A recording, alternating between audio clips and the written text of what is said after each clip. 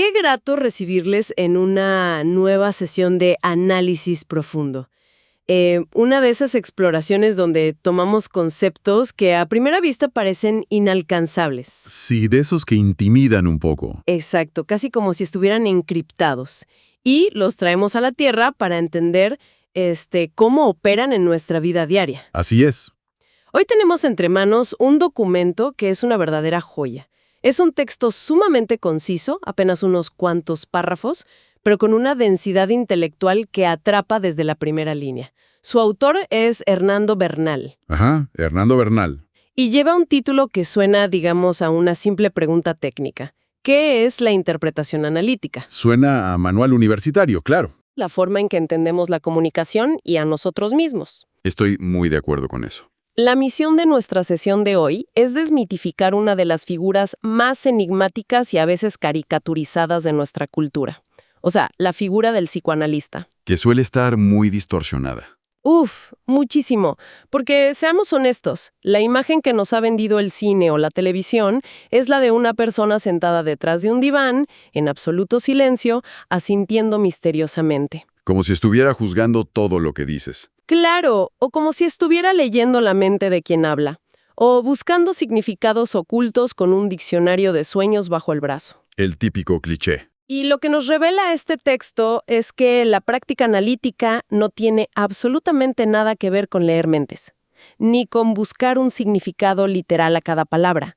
Se trata de algo mucho más terrenal y a la vez más complejo. Algo muy parecido a descifrar el código informático que hace funcionar un programa en segundo plano.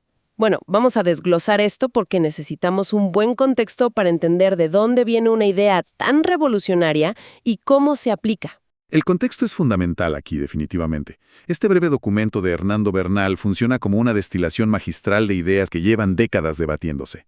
Bernal construye su argumento apoyándose fuertemente en una obra clave del psicoanalista Jacques Alan Miller. Un peso pesado en el área. Totalmente. Específicamente un texto de finales de los 90 titulado Los signos del goce. Y a su vez, Miller está desmenuzando e interpretando uno de los seminarios más famosos y notorios por su complejidad de Jacques Lacan. El famoso seminario Aún. Ese mismo. Es decir, estamos navegando por una corriente de conocimiento que desciende directamente de la más alta y sofisticada teoría psicoanalítica francesa. Y sé que mencionar nombres como Lacan o Miller puede hacer que cualquiera anticipe un lenguaje académico denso. Árido y lleno de jerga impenetrable, sí. Exacto. Pero nuestro compromiso en esta conversación es extraer la esencia pura de estos conceptos, sin perdernos en el laberinto académico. Y ese es mi objetivo de hoy, rescatar la utilidad práctica de estas ideas. Porque lo que Bernal nos está planteando al citar a estos gigantes no es un simple manual de instrucciones para el consultorio. No, es mucho más profundo. Es una redefinición absoluta de lo que consideramos que es el inconsciente. Tradicionalmente, la cultura popular nos ha enseñado a imaginar el inconsciente como un baúl oscuro. Sí, una especie de sótano húmedo donde guardamos bajo llave los recuerdos reprimidos. O los instintos inaceptables, claro. Pero la perspectiva que vamos a explorar hoy nos exige demoler esa imagen del sótano. Nos pide que empecemos a pensar en el inconsciente de una manera radicalmente distinta. Ya no como un lugar, sino como un texto. Y esa reestructuración visual, el pasar de un baúl polvoriento a un texto dinámico, me parece la primera gran revelación de esta exploración. Es un cambio de paradigma total. Si el inconsciente ya no es un contenedor de recuerdos ocultos, sino un texto, entonces las herramientas que usamos para interactuar con él tienen que cambiar por completo.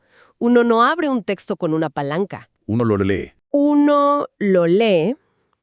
Me fascina cómo el documento introduce esta idea porque rompe con todo lo que uno asume intuitivamente sobre el simple acto de escuchar a otra persona. Bernal rescata una idea central de Lacan que le da la vuelta a todo. ¿Cómo plantea exactamente esta nueva forma de enfrentarse a las palabras de alguien? Porque a simple vista parece contraintuitivo no enfocarse en lo que la persona quiere decir. Es que ahí radica el giro genial de esta teoría. Bernal nos remite a una afirmación de Lacan que, al principio, parece un rompecabezas lógico. Lacan sostiene que, en el contexto de un análisis, a lo que se enuncia como significante, se le da una lectura diferente de lo que significa. A ver, detengámonos a masticar esto porque es denso. Sí, vamos despacio. En nuestra vida cotidiana, cuando interactuamos con alguien, estamos programados para buscar el significado literal de sus palabras.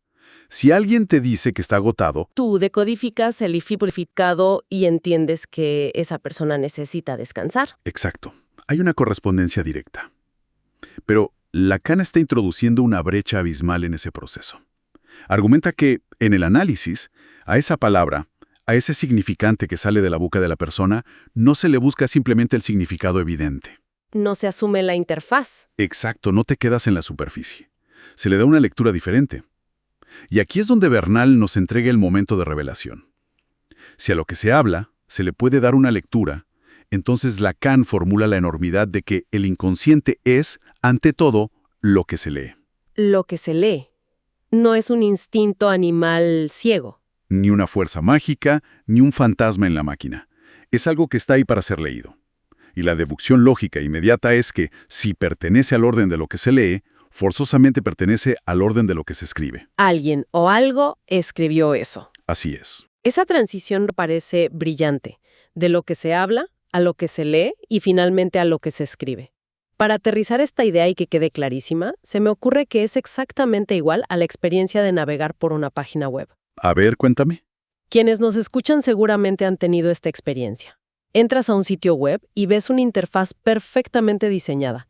Hay colores agradables, botones redondos, imágenes ordenadas y un texto que te cuenta una historia coherente. Todo muy pulido. Esa interfaz visible sería el significado de las palabras en nuestra vida diaria.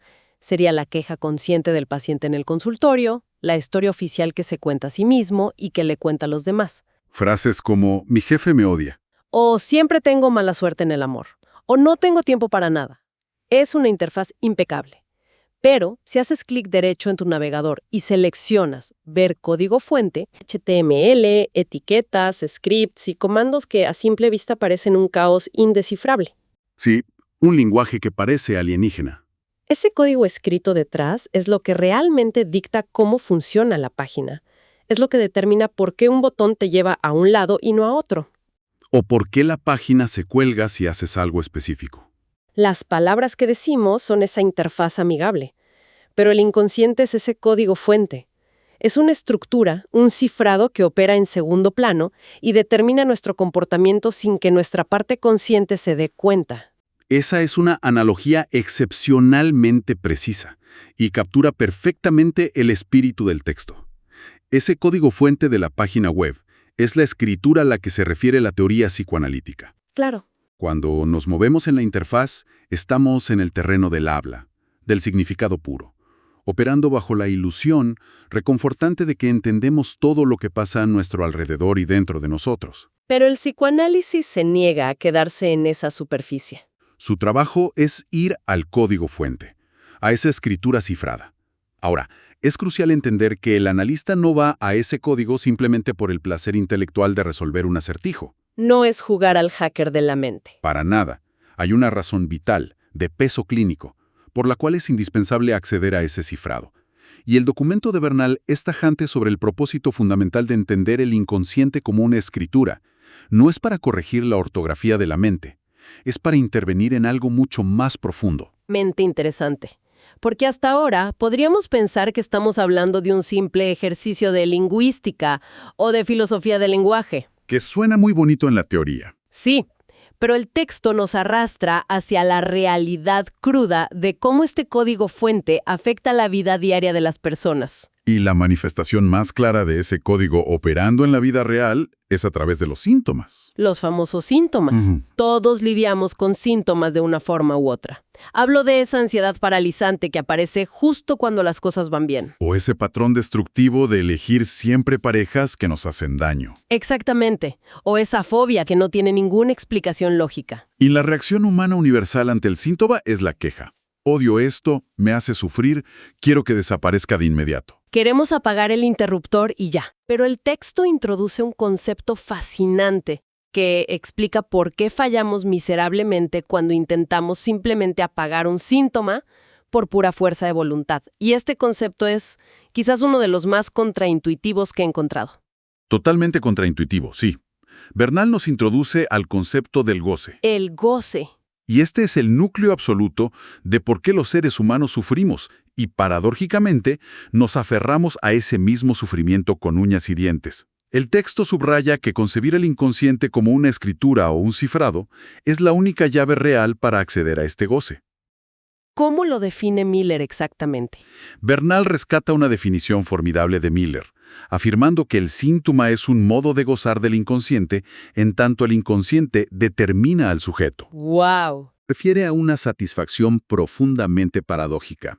Es un disfrute estructural que la mente obtiene y que la mayoría de las veces se experimenta en la conciencia como dolor. Como angustia o un sufrimiento crónico. Así es. Para entenderlo, hay que desmenuzar el síntoma y ver que está compuesto por dos caras inseparables. Son como las dos caras de una misma moneda que no puedes partir por la mitad. Me encanta esa imagen. Una moneda que llevamos en el bolsillo todos los días. Pesando. A ver si logro mapear esto con nuestra analogía. Una cara de la moneda sería la historia que nos contamos, ¿verdad? Exactamente. La primera cara es la cara significante. Es la interfaz visible. Son las palabras articuladas, la queja reiterativa. El estrés me está matando, nadie me valora en el trabajo. Siempre arruino mis oportunidades. Es lo que el problema parece significar a nivel superficial. Pero al darle la vuelta a la moneda, nos encontramos con la cara de goce. Esa es la satisfacción oculta, el ancla estructural que mantiene vivo el circuito del problema. ¡Qué fuerte! El gran drama humano, y lo que hace que la clínica sea un desafío monumental, es que en el síntoma cotidiano, el significante y el goce están completamente fusionados, están soldados el uno al otro. Quien padece un síntoma no puede separar la queja consciente de esa ganancia secreta que le produce. Claro, imagina a alguien que se queja amargamente de estar siempre abrumado de trabajo, pero que sistemáticamente se ofrece como voluntario para cada nueva tarea. El ejemplo perfecto. La interfaz dice que está sufriendo, pero el código fuente ejecuta un programa secreto donde el exceso de trabajo le otorga una identidad de mártir indispensable, y de ahí extrae su goce. Por eso, el consejo bien intencionado de un amigo que te dice, pues simplemente relájate y aprende a decir que no, jamás funciona. Porque ese consejo está atacando la cara del significado en la interfaz. Pero choca contra un muro de ladrillos porque ignora por completo la cara del goce que está incrustada en el código fuente de la persona. Es como intentar arreglar un virus informático cambiando el color de fondo de la página web. Exacto. No vas a lograr nada porque el problema está en la raíz lógica. Y para abordar ese goce que está tan intrincadamente enredado, el texto nos muestra que la simple palabra hablada se queda corta. Muy corta. Si el significado literal no nos sirve para desatar el nudo, necesitamos una herramienta conceptual mucho más afilada. Y aquí es donde Bernal nos explica cómo Lacan da un salto evolutivo en su propia teoría, yendo más allá de simplemente analizar palabras. Lo fascinante aquí es cómo se opera esa transición para atrapar algo tan escurridizo como el goce. Porque el goce habita en el cifrado, en el código fuente. Para llegar ahí, Lacan recurre a la noción de signo, pero con un giro muy particular. El texto hace una distinción exquisita. Nos dice que un signo, en este nivel de profundidad, ya no es solo un significante que flota produciendo significados en una conversación. Cambia de naturaleza. Ese signo adquiere densidad, se materializa, y se convierte en lo que Lacan llama una letra. Una letra. ¿Y cuándo un simple significante se transforma en una letra? Precisamente en el momento en que se le adhiere ese goce que produce el proceso de cifrado. Podríamos decir que la letra es el significante cuando ya ha sido empapado y saturado por esa satisfacción paradójica del síntoma. Es como una cicatriz en el código fuente, una marca que causa un cortocircuito constante. Entonces pasamos de la palabra en el aire, ligera y cambiante, a la letra, que es esa misma palabra, pero cargada con todo el peso de la historia y el sufrimiento de la persona. Es como esa línea de código HTML que mencionábamos. A simple vista es solo un comando de texto, significante 1, pero trae adherido un script oculto que es el que drena toda la batería del sistema. Y ese consumo de batería sería el goce. De hecho, el texto nos plantea una especie de fórmula lógica para visualizar esta fusión. Menciona S1 unido al goce, la fórmula S1 menos A. A ver si entiendo la mecánica sin enredarnos en la matemática.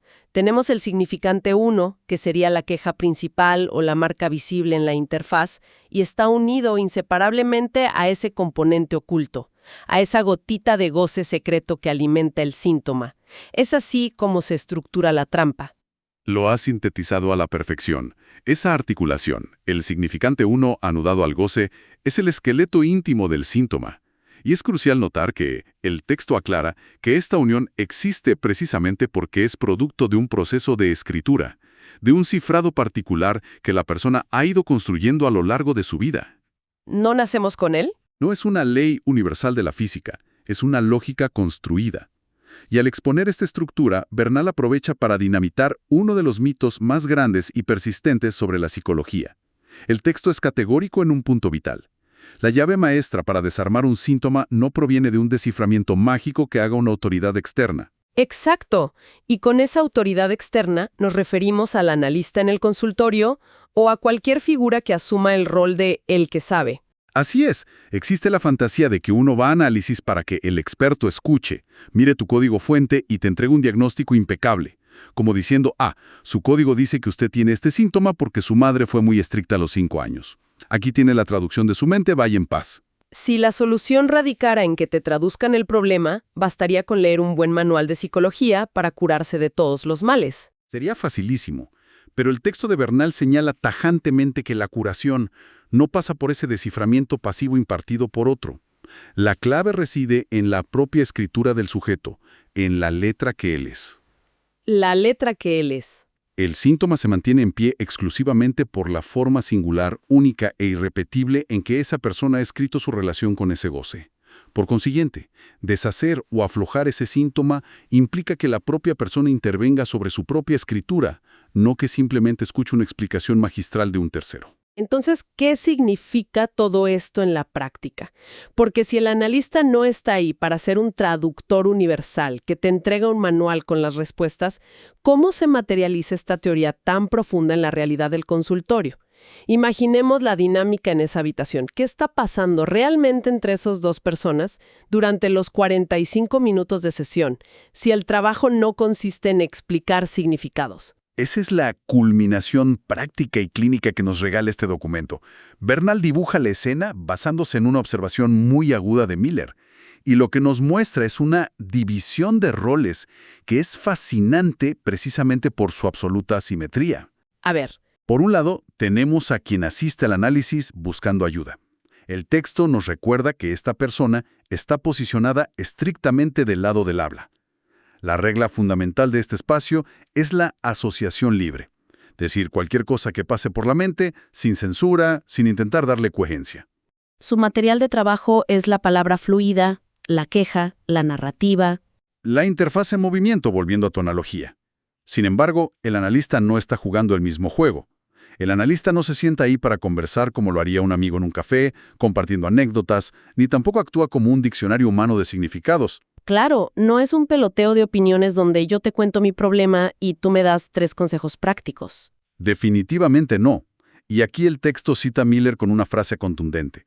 Del lado del analista hay escritura. Eso es vital. Mientras la persona produce torrentes de palabras intentando explicar su mundo, el analista se ubica del lado de la escritura. Está leyendo el código fuente, está prestando atención a la letra, a los tropiezos, a las repeticiones, no solo al significado de la historia. ¿Y cómo interviene? Si conectamos esto con el panorama general de cómo funciona nuestro lenguaje, la gran pregunta metodológica es cómo diablos interviene un analista desde ese lugar silencioso de escritura sin convertirse en un traductor. Y la respuesta que nos da el texto es brillante. Interviene a través del equívoco. El equívoco. El doble sentido, la ambigüedad, el juego de palabras. Es como encontrar un error de sintaxis en el código fuente, ¿no? Precisamente. El analista no busca revelar una verdad matemática oculta. Utiliza el equívoco aprovechando la polisemia natural del lenguaje. Las múltiples formas de entender una palabra. Es el hecho de que una frase o una palabra puede resonar de múltiples maneras. Piensa en alguien que relata una historia larguísima sobre cómo todo le sale mal y concluye diciendo al final, siempre me quedo esperando. Ajá. En la interfaz, en el significado literal, esperar significa aguardar que pase el tiempo. Pero el analista, escuchando desde la escritura, Puede hacer un pequeño corte, repetir la palabra esperando, y de pronto la palabra resuena como esperanza. Uf. Al devolver esa palabra despojada de su contexto literal, el analista introduce un glitch, un cortocircuito en la interfaz rígida del paciente. Hace evidente que había otra cosa escrita detrás de esa queja incesante. Ya es como si la persona estuviera atrapada en un bucle infinito en su código fuente, repitiendo el mismo error que agota el sistema. Y el analista, en lugar de intentar reescribir todo el programa, simplemente resalta una línea de código ambigua. Al hacerlo, el sistema de repente lee la instrucción de manera diferente y el bucle se rompe. Exactamente. La persona se da cuenta de que no es esclava de un solo significado trágico, sino que su propio texto tiene fisuras por donde puede respirar. El equívoco abre una puerta que la literalidad mantenía cerrada con candado. Y creo que todo este recorrido nos lleva a la gran conclusión teórica que nos presenta el texto de Bernal. Así es. El documento cierra todo este análisis conceptual, consolidando la postura de Lacan y Miller en una definición que es un verdadero pilar de la clínica moderna. Cito textual la idea central. La interpretación es la respuesta de la escritura a la palabra. Es una formulación perfecta. La intervención del analista no es una palabra respondiendo a otra palabra en una discusión infinita sobre quién tiene la razón. Es la estructura, el código fuente, la ambigüedad de la escritura, haciendo eco y respondiendo a la avalancha de significados rígidos del habla del paciente. La interpretación es la respuesta de la escritura a la palabra. ¿Qué nivel de profundidad? Y, al mismo tiempo, ¿qué belleza poética tiene esa frase? Me parece el broche de oro para que se quede resonando en la mente de quienes nos acompañan hoy. Es para enmarcarla. Si nos alejamos por un momento de la teoría clínica y reflexionamos sobre el valor práctico de este conocimiento para cualquier persona, sea que haya pisado un consultorio o no, el impacto es verdaderamente transformador. Entender que nuestras luchas internas, nuestras ansiedades, esos síntomas que tanto nos frustran, no son simplemente defectos de fábrica o errores tontos que necesitan una solución literal. Son verdaderos textos complejísimos. Son sistemas cifrados que, de una manera retorcida, nos están brindando un goce que nos ancla al mundo. Ver nuestra propia mente desde esta perspectiva cambia radicalmente la manera en que observamos la comunicación humana. Nos quita un peso enorme de encima, el alivio de saber que no tenemos la obligación de entender todo lo que nos pasa de forma literal y matemática. No tenemos que encontrarle el significado exacto a cada tropiezo. Podemos relajarnos un poco ante nuestra propia complejidad. Podemos, en cambio, empezar a apreciar la rica estructura de cómo nos expresamos, a respetar ese código fuente que nos habita y que a veces opera con reglas que nuestra conciencia no domina. Y esto plantea una pregunta importante a modo de reflexión final, algo para que la audiencia se lleve y procese. A ver. El texto de Bernal nos ha iluminado sobre cómo opera esta dinámica en la intimidad del consultorio. Pero si lo extrapolamos a nuestra cotidianidad, surge un planteamiento fascinante. Si hemos visto que la herramienta principal para desatar los nudos más dolorosos de la mente no es buscar certezas absolutas ni traducciones matemáticas del pasado, sino abrazar el equívoco y la ambigüedad de la escritura frente a la rigidez de la palabra, ¿qué pasaría si aplicáramos esa misma flexibilidad a leernos a nosotros mismos todos los días? Exacto. ¿Qué pasaría si dejáramos de ser tan rígidos y literales con nuestros propios pensamientos y fracasos? Quizás el primer gran paso para dejar de sufrir tanto por nuestros síntomas no sea intentar descifrarlos obsesivamente buscando un culpable o un trauma originario inamovible. Quizás el primer paso sea permitirnos leer el código ambiguo de nuestra propia vida sin enjuiciarlo de inmediato. Así es. ¿Qué narrativas completamente nuevas descubriríamos sobre nosotros mismos si dejáramos de escuchar únicamente el significado literal y castigador de nuestras quejas y empezáramos a observar con genuina curiosidad la letra, el goce paradójico y la hermosa ambigüedad de nuestro propio comportamiento? Esa es una pregunta colosal y profundamente provocadora para llevarnos a casa y masticarla a lo largo de la semana. Es una invitación a dejar de ser los tiranos de nuestra propia mente, buscando siempre el significado perfecto, y aprender a leer nuestro texto interno con esa flexibilidad, con ese equívoco maravilloso que abre posibilidades en lugar de clausurarlas. Una excelente forma de verlo. Y con esa reflexión tan poderosa, despedimos nuestra inmersión de hoy. Ha sido un recorrido intenso y fascinante, desde imaginar una interfaz web hasta tocar las profundidades de cómo codificamos nuestro propio sufrimiento y nuestra salvación. A quienes nos sintonizan en este espacio, les invitamos a mantener viva esta exploración. La mente humana, como hemos visto, no es un manual de instrucciones cerrado. Es un texto inagotable. Lleno de fisuras, de dobles sentidos y de nuevas formas de ser leído. Esperamos que las herramientas conceptuales de hoy les ofrezcan una nueva lente para observarse a sí mismos y a su entorno. Mantengan siempre la curiosidad encendida, permítanse dudar de sus propias certezas y nos encontraremos con más interrogantes fascinantes en nuestro próximo análisis profundo.